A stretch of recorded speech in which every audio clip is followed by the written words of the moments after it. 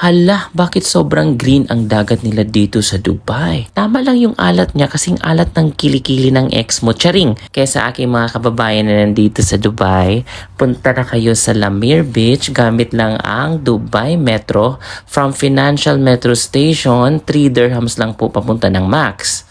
Pagkadating niya sa Max Metro Station, exit lang kayo sa number 2 para maghantay ng bus papuntang Dubai Internet City. Ito yung X28. 3 dirhams lang din po ang kaltas ng Nol card nyo, kaya pag pupunta na kayo sa Lamir, gamit ang bus na ito, X28, makikita nyo ang McDonald's at ang Lamir na sign. Meron ng bus stop dyan sa unahan. Pwede na kayo magpahinto dyan, kabayan. Lumiko lang po kayo dyan pa kanan at makikita nyo ang isang restaurant dyan after ng signage ng Lamir. Pagkabungad nyo, makikita nyo na ang isang restaurant ng Cavu. Lalakarin nyo lang po ng mga 3 minutes bago kayo makapunta doon sa bukana mismo ng Lamir Beach. Huwag nyo pong kalimutang magdala kayo ng damit para masaya ang pagligo. Pagdala din kayo ng pagkain at lalo na yung tubig. Medyo kamahalan kasi pag doon ka na mismo bibili ng tubig kasi malapit siya sa dagat. Mas maganda din kung kasama ninyo ang iyong jowa para meron kayong photographer or videographer.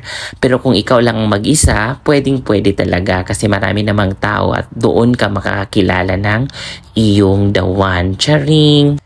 Malinis at maraming tao ang nagpupunta dito sa Lamir, kaya siguraduhin magpunta kayo dito bago ang sunset.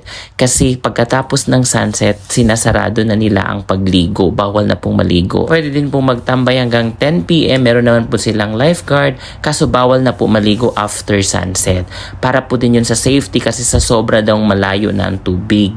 Pwede kayong maglatag ng banig, pwede kayong magdala ng upuan at magdala kayo ng mga gamit at very safe po kasi pag naglagay kayo ng mga gamit dyan kahit naliligo kayo, walang mawawala kasi meron kayong lifeguard at may mga CCTV at security na nagmamasid.